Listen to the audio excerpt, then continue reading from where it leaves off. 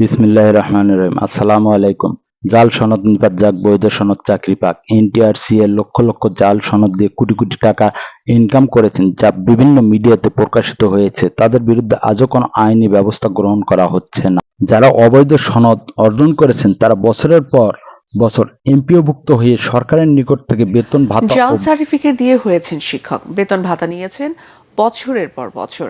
এমন 700 শিক্ষককে শনাক্ত করেছে নিরীক্ষা অধিদপ্তর। তাদের এমপিও স্থগিত করেছে। রিপোর্টে জানাচ্ছেন মাহবুব কবির চাপল। জাল সনদের জাল বিস্তার করেছে দেশের সর্বত্র। অবাক করা বিষয় হচ্ছে, এমন জাল সার্টিফিকেট দিয়ে শিক্ষক হয়েছেন অনেকেই। বছরের পর বছর চাকরি করছেন মানুষ গড়ার কারিগর হিসেবে। অভিযোগ পাওয়ার পর এমন 700 শিক্ষককে শনাক্ত করেছে নিরীক্ষা অধিদপ্তর। তাদের ফাইল পাঠানো হয়েছে মাধ্যমিক ও উচ্চশিক্ষা অধিদপ্তর মাউসি। অথচ বৈধ উপায়ে সনদ অর্জনকারীদের 35+ বছর বয়সের বেড়াজালে ফেলে নিজেদের অপকর্মকে ঢাকার চেষ্টা করছে এনটিআরসি নামক এই প্রতিষ্ঠানটি, যা খুবই লজ্জাজনক। বিভিন্ন সময় বিভিন্ন মিডিয়াতে প্রচারিত প্রতিবেদনগুলো কুড়িগ্রামে বেসরকারি শিক্ষক নিবন্ধনের জাল সনদ দিয়ে বিভিন্ন শিক্ষা প্রতিষ্ঠানে চাকরি করার অভিযোগ বেশ পুরনো। এ নিয়ে তদন্তের পর ব্যবস্থা গ্রহণের সুপারিশও করা হয়েছে, কিন্তু তার বাস্তবায়ন নেই। বহাল তবিয়তে চাকরি করছেন জাল সনদধারীরা। সম্প্রতি হয়েছে বিষয়টি। কুড়িগ্রামে শিক্ষকদের অনিয়ম দুর্নীতিতে জড়িয়ে পড়া সহ বেসরকারি শিক্ষা প্রতিষ্ঠানে জাল সনদ দিয়ে চাকরির বিষয়টি। কুড়িগ্রামের বিভিন্ন উপজেলায় বেসরকারি শিক্ষক নিবন্ধনের জাল সনদ দিয়ে দীর্ঘদিন ধরে চাকরি করার অভিযোগ বেশ পুরনো। এ নিয়ে তদন্তও হয়েছে, কিন্তু কাজের কাজ কিছুই হয়নি। 2021 সালে বেসরকারি শিক্ষক নিবন্ধন ও প্রত্যয়ন কর্তৃপক্ষ এনটিআরসি এর তদন্তে 77 শিক্ষকের জাল সনদের তথ্য উঠে আসে। এর প্রেক্ষিতে ব্যবস্থা নেয়ার সুপারিশ করা হয়, কিন্তু এরপরও নিয়মিত বেতন ভাতা তুলে আসছেন তারা। প্রতিষ্ঠান প্রধানদের দাবি, জাল সনদধারীদের বিষয়ে লিখিত কোনো চিঠি না আসায় ব্যবস্থা নিতে পারছেন না তারা। ভুয়া বলে আখ্যায়িত করা হয়েছে, কিন্তু আমি এখন পর্যন্ত কোনো মন্ত্রণালয়ের এ ধরনের কোনো চিঠিপাতি বা পাইনি। শর্ত সাপেক্ষে আমরা নিয়োগ দিয়েছি 2004 সালে। পরবর্তীতে সেই নিবন্ধন করছে না করছে কেমন কি, এটা তারা আমার জানা নেই। জাল সনদের তালিকায় নাম আসাদের কেউ কেউ অস্বীকার করেছেন বিষয়টি, কেউ আবার দায় চাপিয়েছেন শিক্ষা অফিসের ওপর। আমি 2004 সালে এখানে নিয়োগপ্রাপ্ত বৈধভাবে। আমার বিরুদ্ধে যে সমস্ত অভিযোগ হয়েছে এটা তো সম্পূর্ণ ভিত্তিহীন। আমরা পরীক্ষা দেওয়ার পর আমরা ওই যার কাছে পরীক্ষা ওই সার্টিফিকেটটা আনছেন, উনি ডি অফিস দিয়ে আনছেন। ওটা যে জাল না সনদ আর সত্যিও আমরা জানি না।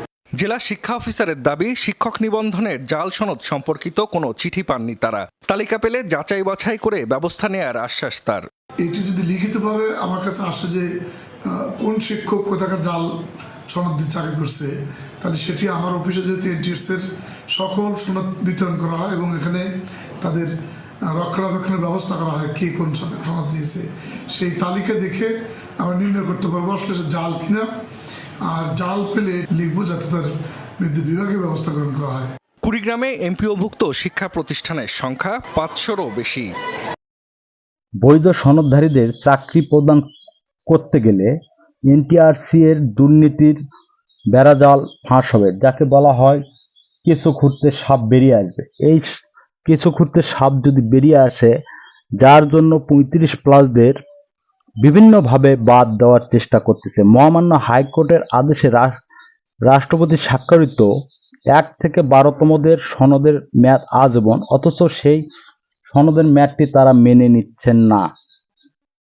এটা এনটিআরসির নিতান্তই। আমি একটি কথাই বলতে চাই, আসলে এনটিআরসি তুমি কার? বৈধ সনদধারী নাকি জাল সনদধারী? কার পক্ষে তুমি আছো? এটা একটু ভালো করে আমাদেরকে জানায় দিন শিক্ষকের মতো প্লিজ। অনেকেই বছরের পর বছর শিক্ষকতা করছেন জাল সনদে। গত 2 বছর ধরে চলমান তদন্তে এমন প্রমাণ পেয়েছে শিক্ষা মন্ত্রণালয়ের পরিদর্শন ও নিরীক্ষা অধিদপ্তর। এরই মধ্যে সারা দেশের মাধ্যমিক ও উচ্চ মাধ্যমিক পর্যায়ের বিভিন্ন শিক্ষা প্রতিষ্ঠানের 531 জন শিক্ষকের সনদ জাল বলে প্রমাণিত হয়েছে। এর বাইরেও প্রাথমিকভাবে চিহ্নিত হয়েছেন আরও 126 জন। 530-এর অধিক আমরা চিহ্নিত করেছি। এছাড়া 1.5 শতাধিকের উপরে আরও চিহ্নিত হয়েছে, কিন্তু সেটা এখনও প্রক্রিয়ার মধ্যে আছে সনদ জালিয়াতি বা যে কোনো অনিয়মের বিষয়ে আমাদের জিরো টলারেন্স। অধিদপ্তরের তথ্য বলছে এসব শিক্ষকদের মধ্যে ৩৪০ জনই চাকরি নেওয়ার সময় জমা দিয়েছেন শিক্ষক নিবন্ধনের ভুয়া সনদ। এছাড়া কম্পিউটার ও সচিবিক বিদ্যার ভুয়া সনদ দিয়েছেন ১৫১ জন এবং অন্যান্য জাল সনদ দিয়েছেন ৪০ জন। এমন তথ্যে নড়ে চড়ে বসে দুর্নীতি দমন কমিশনও। ভুয়া সনদদারী শিক্ষকদের বিরুদ্ধে তথ্য প্রমাণ জোগাড়ে মাঠে নেমেছে সংস্থাটি। সারা দেশের বিভিন্ন শিক্ষা প্রতিষ্ঠানে এই দুর্নীতির কাজটি ঘটেছে, সেই কারণে আমাদের অনুসন্ধান কাজও সারা দেশব্যাপী চলছে। যদি অপরাধটি প্রাথমিকভাবে প্রমাণিত হয় তাহলে অবশ্যই তাদের বিরুদ্ধে, দায়ী ব্যক্তিদের বিরুদ্ধে মামলা রুজু করা হবে। দুদক আমাদের কাছে তথ্য চেয়েছে, আমরা সেই অনুপাতে প্রয়োজনীয় তথ্য দিচ্ছি এবং আমরা সার্বিক সহযোগিতা করছি। আমরা আশা করি দুদককে সার্বিক সহযোগিতা করবে। জাল সনদদারী এসব শিক্ষক এরই মধ্যে বেতন ভাতা হিসাবে গ্রহণ করেছেন প্রায় ১৯ কোটি টাকা। এই অর্থ ফেরত নেওয়ার প্রক্রিয়া শুরু হয়েছে বলেও জানান তিনি। মতিঝিল আইডিয়াল স্কুলের ৮ শিক্ষকের জাল সনদ দেখে পদোন্নতির অভিযোগ তদন্ত করবে শিক্ষা মন্ত্রণালয়। তদন্তে দোষী প্রমাণিত হলে তাদের বিরুদ্ধে ব্যবস্থা নেওয়া হবে বলে জানিয়েছেন শিক্ষা উপমন্ত্রী মাহিবুল হাসান চৌধুরী। শিক্ষকদের জাল সনদের বিষয়ে রয়্যাল ইউনিভার্সিটির দেয়া ২ ধরনের তথ্য দেবার বিষয়টি তদন্ত করা হবে বলে জানান তিনি। জেমসুল মাহবুবের প্রতিবেদন। ১৭ ফেব্রুয়ারি ৭১ টেলিভিশনে প্রচারিত হয় মতিঝিল আইডিয়াল স্কুলের শিক্ষকদের বিএড সনদ জালিয়াতি নিয়ে একটি প্রতিবেদন। সেই প্রতিবেদনে উঠে আসে স্বনামধন্য এই প্রতিষ্ঠানের ৮ শিক্ষক রয়্যাল ইউনিভার্সিটি থেকে বিএড সনদ নিয়েছেন। আমি ভাই এই বিষয়ে কিছু বলবো না, আমার বস বলবে। রয়্যাল ইউনিভার্সিটি বলছে কর্তৃপক্ষের কাছে আইডিয়াল স্কুল অ্যান্ড কলেজের শিক্ষকদের জমা দেওয়া সনদগুলো জাল।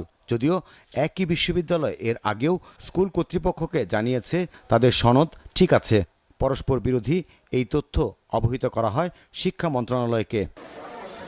বিষয়টি তদন্তে শিক্ষা মন্ত্রণালয় একটি তদন্ত কমিটি গঠন করে, কিন্তু ১.৫ বছরেরও বেশি সময় তদন্ত কমিটির প্রতিবেদন আলোর মুখ দেখেনি।